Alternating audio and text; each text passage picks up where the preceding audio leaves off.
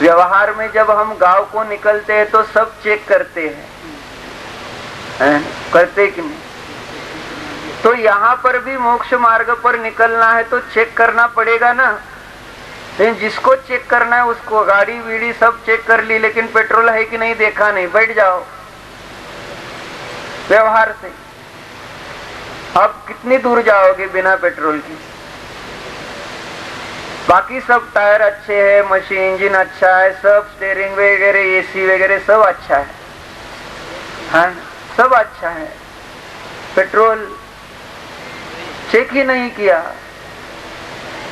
तो जिस प्रकार व्यवहार में कहा जाता है कि देखकर चलो, देखकर बैठो, जो भी क्रिया करना है देख कर करना, लेकिन कभी ज्ञान को देखकर किया है क्या? ज्ञान कभी देखकर समझना क्या कह रहे हैं। जेव्हा आम्ही जाणतो बाबासाहेब, कधी त्या जाणतोय ज्यावेळेस ज्या विषयाला त्यावेळेस त्याला जाणलं का किंवा हे मी जे जाणतोय ते नेमकं काय आहे, त्याचं फळ काय आहे? एक विचार आला आपल्यामध्ये, हमारे में एक विचार पैदा हुआ, उस विचार को पहले देखना चाहिए, करूं क्या नहीं उसकी, यानी मन वचन रूप से और काय रूप से क्रिया करूं कि नहीं, ये विचार करना चाहिए पहले। हम विचार न करते हुए जो विचार आया मन वचन काय के माध्यम से उसकी प्रवृत्ति हो जाती है, लेकिन थोड़ा सा विचार करना चाहिए। जो हमने विचार किया है उसको देखो, और उस विचार को देखते हैं तो उस विचार को करूं या न करूं इसका निर्णय हो सकता है। करायचं की नाही करायचं याचा निर्णय जर आम्ही विचार तपासला की याचं फळ मला काय मिळेल, इसका फल मुझे क्या मिलेगा, इस विचार से मुझे फल कौन सा मिलेगा, ऐसा थोड़ा उस विचार की ओर देखा जाए तो उस विचार के माध्यम से होने वाली प्रवृत्ति में फर्क पड़ेगा। है ना, क्रोध करने वाले थे लेकिन विचार आया, विचार में उसको पहले देखा, किधर देखा उसको? पहले ज्ञान में देखा, ज्ञान में देखकर समझ में आया कि अगर क्रोध करता हूं तो फल अभी भी बुरा है और आगे भी बुरा है। वहीं पर क्रोध कम हो जाएगा या खत्म भी हो सकता है, लेकिन देखकर विचार करने की जरूरत महसूस नहीं होती है। तो न्याय हमें जो हम जानते हैं उसको दिखाता है, उसको दिखाने की यह पद्धति है। यानी ज्ञान पर्याय को न्याय प्रकाशित करता है कि जिससे हम अपने विचारों को देख सकते हैं और विचारों को देखते हुए हम निर्णय कर सकते हैं कि कौन से विचार सत है, कौन से विचार असत है। निर्णय हमारा हमारे लिए होना चाहिए। हम दूसरों के विचारों का तो निर्णय करते हैं, दूसरा क्रोध करता है, दूसरा कुछ गलती करता है तो उसकी गलतियां में जिस कारण से की है वह गलत लगती है कि करने की जरूरत थी क्या, इस प्रकार से क्रोध उसको दूसरा जब करता है तब, लेकिन स्वयं करे वैसा कार्य तो तब ऐसा नहीं लगता है। तो कहने का भाव ये है कि जब भी हमारे अंतरंग में विचार उत्पन्न हो तो विचार माने ज्ञान की ही अवस्था है, तो उस ज्ञान की अवस्था को देखने का प्रयास करो। हम ज्ञान की अवस्था, ज्ञान को देखने का कभी प्रयत्न करते नहीं, और इस कारण से परिणति में जो हम फल नहीं चाहते उसको प्राप्त करते आए हैं। यानी ज्ञान रूप फल हमने कभी चाहा ही नहीं। आत्मानुशासन में गुणभद्र आचार्य ने इस प्रकार का श्लोक ही दिया है। उन्होंने वहां पर आश्चर्य व्यक्त किया है कि अज्ञानी जीव ज्ञान का फल, ज्ञान छोड़कर अन्य कुछ चाहता है, यह मोह की महिमा है। वहां पर भी वह दिया है। यानी ज्ञान उत्पन्न हो रहा है तो ज्ञान का फल हमें क्या चाहिए? ज्ञान की राग द्वेष मोह। लेकिन यह ज्ञान का फल ज्ञान नहीं देखता, ज्ञान का फल यह और कुछ माने मोह राग द्वेष संसार देखता है। तो वह एक आश्चर्य का कारण है, ऐसा आचार्य कह रहे हैं। तो हमें विचार करना है कि जब हम जानते हैं तो जानने का फल क्या चाहिए? और मात्र ज्ञान ही चाहिए, ज्ञान के अलावा मुझे कुछ भी नहीं चाहिए। ये अगर हमारे विचार में रहे तो फिर खत्म हो गई संसार ही खत्म हो जाएगा। ज्ञान के द्वारा केवल ज्ञान की इच्छा रखो, कुछ बाकी इच्छा नहीं रखना। इधर बैठे हो तो किसकी इच्छा? कुछ न्याय बताओ। क्या बताऊं? कुछ तो न्याय बताओ। डॉक्टर को आलस आ रहा है, नाही मना तरी येतोय मग सांगतो। तो न्याय को सुन रहे हैं, न्याय को न्याय अभी सुन रहे हैं, तो क्या लगता है अंतरंग में कि कुछ न्याय बताओ। यानी हम जब भी जानते हैं तो कुछ ना कुछ बाहर के विषय की इच्छा रख रहे हैं। ज्ञान का ही कार्य करेगा, ज्ञान को ही चाहो।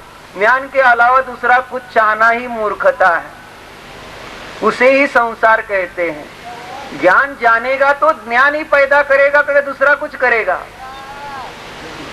ज्ञान जब जानेगा तो ज्ञान को ही करेगा ना।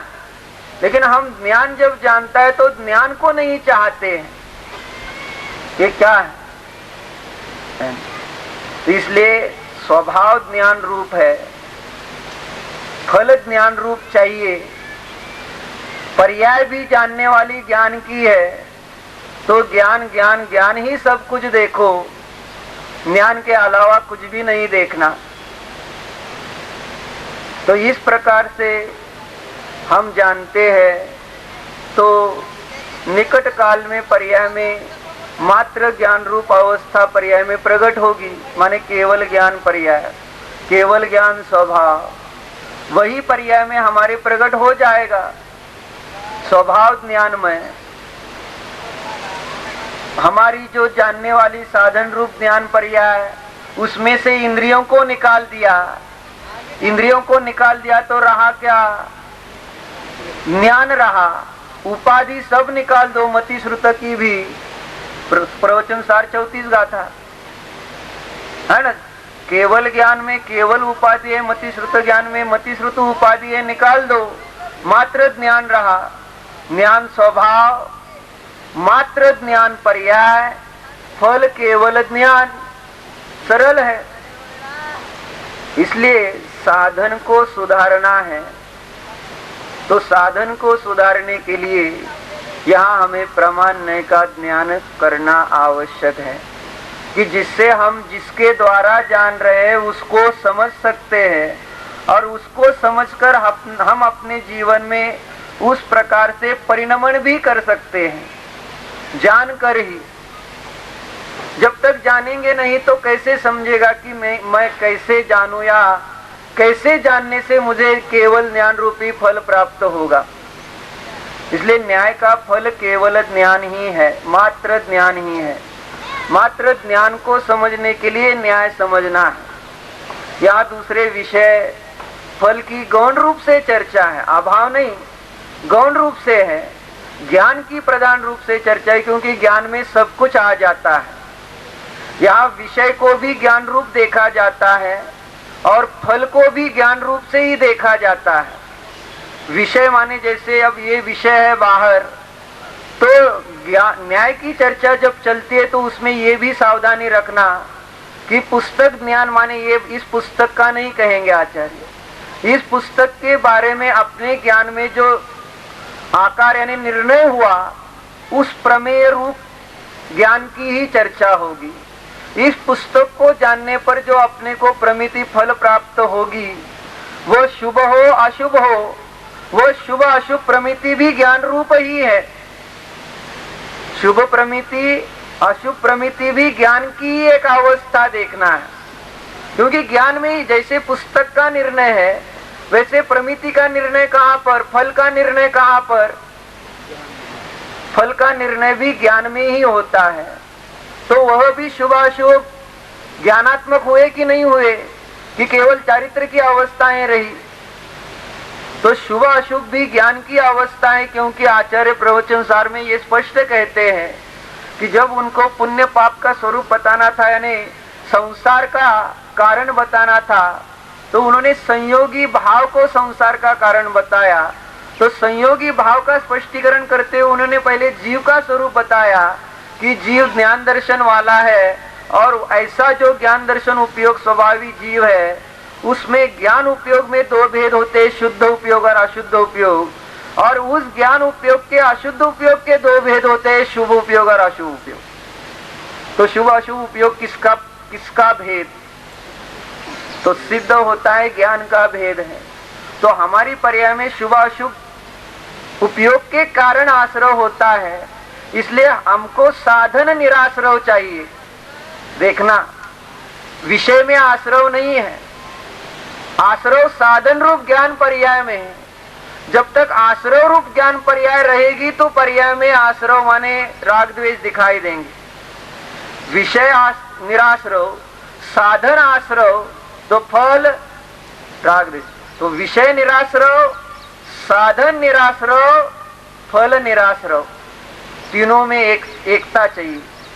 यानी साधन में आश्रय रूप साधन का उपयोग करते हैं, माने इंद्रिय ज्ञान यह आश्रय रूप साधन है। लेकिन लगता कहाँ है? यानी यहाँ तो कहेंगे आश्रय दुख कार घनेरे। तो ये जो इंद्रिय ज्ञान से हमारी प्रवृत्ति चल रही है, आश्रय दुख कार घनेरे, दुख होता है क्या? तुम्ही ऐकताय, पाहताय ना? ऐकताना पाहताना तुम्हाला कोणाला इथं दुःख होते का सांगा बरं? आता कसं दुःख होणार? त्याला काय दुःख म्हणायचं का असं आपल्याला वाटतं। म्हणून कदाचित मी म्हणतो रागद्वेष जनित दुःख संपतं, परंतु इंद्रियजन्य जे दुःख चालू आहे तेच आजपर्यंत संपलेलं नाही। आणि आम्हाला समजेना की हो मी तर सगळे रागद्वेष सोडले तरी दुःख कुठं संपत नाही आहे का? आणि रागद्वेष छोड़ दिया है फिर भी दुख नहीं खत्म हुआ है, गलती कहाँ है? तो तू इंद्रिय ज्ञान जो स्वयं आश्रय रूप है, इंद्रिय ज्ञान आश्रय रूप है, आश्रय का मूल कारण इंद्रिय ज्ञान है। उस इंद्रिय ज्ञान को आश्रय रूप मानते नहीं, जान रहे ना, आप देख रहे मुझको, ये आपको आश्रय का कारण लगता है। देखते हुए सुनते हुए हमें वह आश्रय का कारण लगता है क्या? है कि नहीं वह आश्रय का कारण? इंद्रियों से देखना सुनना, वो हमें आश्रय का कारण दुख रूप भाषित ही नहीं होता। उसकी इतनी आदत हो गई है कि उसको है कुछ अलग हो रहा है ऐसा लगता नहीं, वो तो अपना ही जीवन मान के बैठे हैं। अज्ञान से जैसे प्राण को जीवन मान बैठे हैं, उसी प्रकार इंद्रिय ज्ञान को ही, यानी उसमें आ ही जाता है वह, उसको ही हमने जीवन मान लिया है। तो ये जब तक आश्रय रूप साधन का इस्तेमाल करते रहेंगे तो पर्याय में बंध का अभाव होकर मुक्ति कहाँ से होगी? मुक्ति चाहते हैं लेकिन आश्रय का जो कारण है उसको छोड़ते नहीं। तो इंद्रिय ज्ञान आश्रय है, राग द्वेष नहीं, समझना। वो तो आगम से हम अनेक प्रकार से देखते हैं, विवक्षा वहां वैसी चलेगी।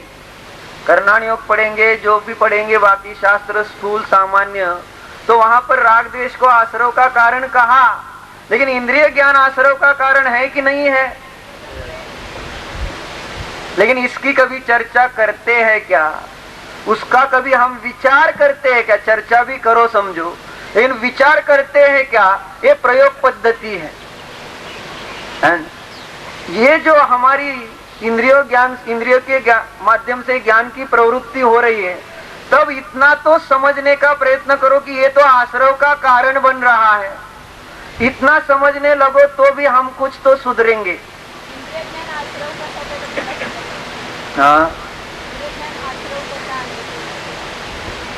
इंद्रिय ज्ञान आश्रय कैसा है? इंद्रिय ज्ञान आश्रय का कारण क्यों है, ये पूछ रहे हैं। हाँ, तो फिर से देखना, अब थोड़ा सा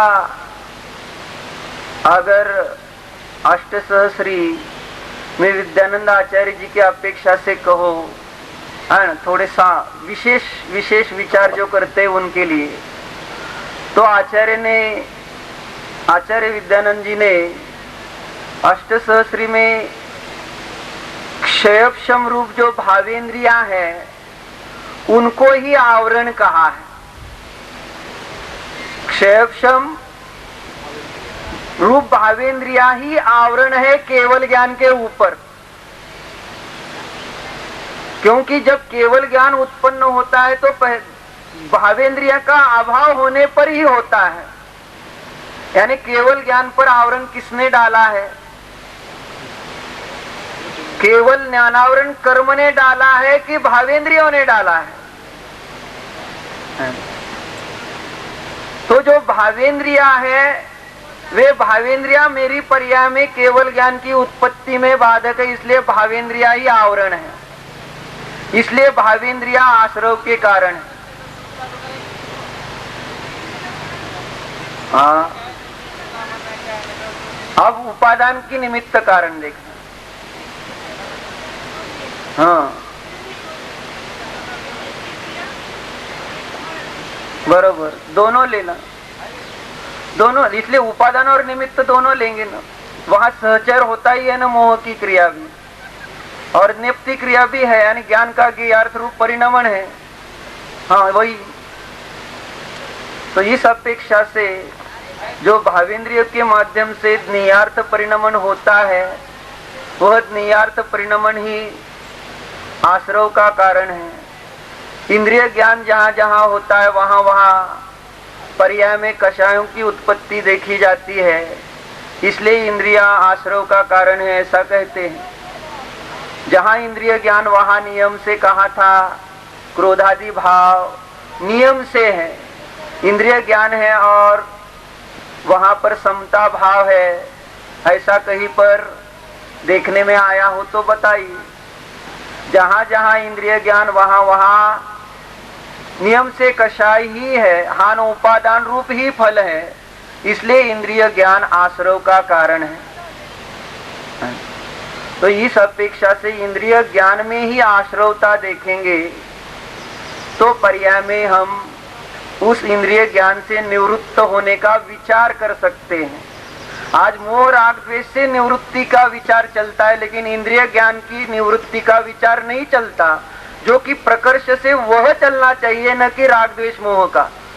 राग द्वेष की मोह की निवृत्ति तो अज्ञानी भी करता है, जबरदस्ती वह व्रताधिक लेकर क्या करता है, कोई द्रव्यलिंगी मुनि क्या करता है, 28 मूल गुण का पालन करता हुआ उसकी चमड़ी भी उधेड़ दी जाए और उस पर नमक का पानी छिड़का जाए और उस पर चाबुक के फटके लगाए जाए तो भी उसकी आंख की है ना ये बाजू भी लाल नहीं होती है, इतना वह शांत रहता है। छोड़ा कि नहीं मोह राग द्वेष उसने? कहाँ दिखाई दे रहा है मोह राग द्वेष? जो जान रहा है क्रिश्चियन लोग में जो जीसस क्राइस्ट है ना, उनके भगवान, वो कितने शांत रहे। उन्होंने भी ये कहा कि लॉर्ड फॉरगिव देम, है ना, उनके हाथ पैरों में खिले ठोके गए ना, वो अभी वर्तमान की घटना है, इसलिए तो वो भगवान बन गए हैं। समझ में आया? लोगों को भगवान वही से और हमको भी वही से दिखाई देता है, क्योंकि हम मोह राग द्वेष को छोड़ने का नाम ही है ना धर्म मानते हैं। मोह राग द्वेष को छोड़ने का नाम धर्म नहीं, इंद्रिय ज्ञान को छोड़ने का नाम धर्म है। समझना, यानी एकांत नहीं कर रहे हैं, लेकिन मोह राग द्वेष इस प्रकार पर्याय में से बाहर से अज्ञानी जीवों को दिखाई देते हैं छूटे हुए, और हमें भी लगता है जब मैं किसी के प्रति क्रोध नहीं करूं तो लगता है कि मेरा भी क्रोध खत्म हो गया है ना। आप मुझे कुछ कह रहे हो और मैं शांत रहता हूं, मुझे शांत रहना आ गया, उसकी भी एक आदत हो जाती है, तो हम मान बैठते हैं कि हाँ मैं तो अब शांत रहता हूं, मेरे अब मोह राग द्वेष चले गए, खत्म हो गए। उल्टे जा रहे हैं, वो समझ रहे कि हम मार्ग पर हैं, संयम धारण किया है, राग द्वेष मोह नहीं करते इसलिए हम मार्ग पर हैं, लेकिन वास्तव में वे मार्ग से विपरीत है। मार्ग पर चलना माने इंद्रिय ज्ञान छोड़ना। इंद्रिय ज्ञान छोड़ने में पुरुषार्थ चलता है, मोह राग द्वेष छोड़ने में पुरुषार्थ नहीं चलता। होता ही नहीं वहां पुरुषार्थ। मोह बराबर पंडित जी ने एक वाक्य अच्छा कहा कि इंद्रिय ज्ञान को छोड़ने में पुरुषार्थ हो सकता है, लेकिन मोह राग द्वेष को छोड़ने में अपना पुरुषार्थ हो नहीं सकता, क्योंकि फल में पुरुषार्थ चलता नहीं, साधन में पुरुषार्थ चलता है। और हम पुरुषार्थ कहाँ करना चाह रहे हैं बाबा साहेब समजते ना, कुठं पुरुषार्थ करू इच्छितो आपण? फळामध्ये, आणि फळामध्ये पुरुषार्थ करता येतच नाही, अनादिकाळापासून त्याच्यातच अडकलेलो आहोत। उन मोह राग द्वेष में ही हम अटके हुए हैं, इसलिए हमारी पर्याय में से मोह राग द्वेष का नाश करना है। तो आश्रय रूप जो इंद्रिय ज्ञान है, उस आश्रय रूप इंद्रिय ज्ञान को हम अगर छोड़ते हैं, मतलब अपने अतीन्द्रिय ज्ञान का अवलंबन लेते हैं, तो पर्याय सुखमय अपने आप हो जाएगी। ओम नमः। सावधान, इंद्रिय ज्ञान सोडा। आता इतक्या आपण इंद्रिय ज्ञानाचं अवलंबन घेतलं होतं, कानाचा विषय सोडा। सहज ज्ञान स्वभाव, सहज ज्ञान स्वभाव में इंद्रिय मन के बिना उत्पन्न होने वाली जो सहज ज्ञान पर्याय है, उसको लगाइए। है अतीन्द्रिय ज्ञान स्वभाव स्वरूप शुद्धात्मा ही मैं हूँ, जान रहा हूँ, जानने में आ रहा है।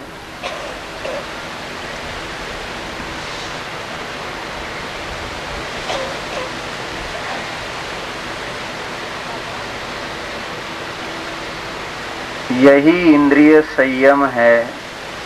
निज ध्रुव शुद्ध आत्मा का प्रत्यक्ष प्रामाण्य सहित अनुभवन, इसे ही इंद्रिय संयम, प्राणी संयम कहते हैं। देखो, जानो, मानो, अतीन्द्रिय ज्ञान स्वरूप भगवान आत्मा मैं हूँ, अतीन्द्रिय महापदार्थ हूँ, ज्ञान के अलावा कुछ भी नहीं हूँ, ज्ञानमय हूँ, ज्ञान मात्र हूँ।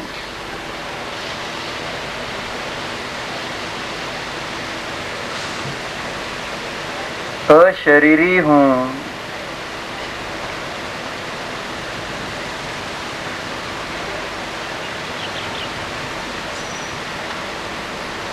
शुद्ध जीव हूँ।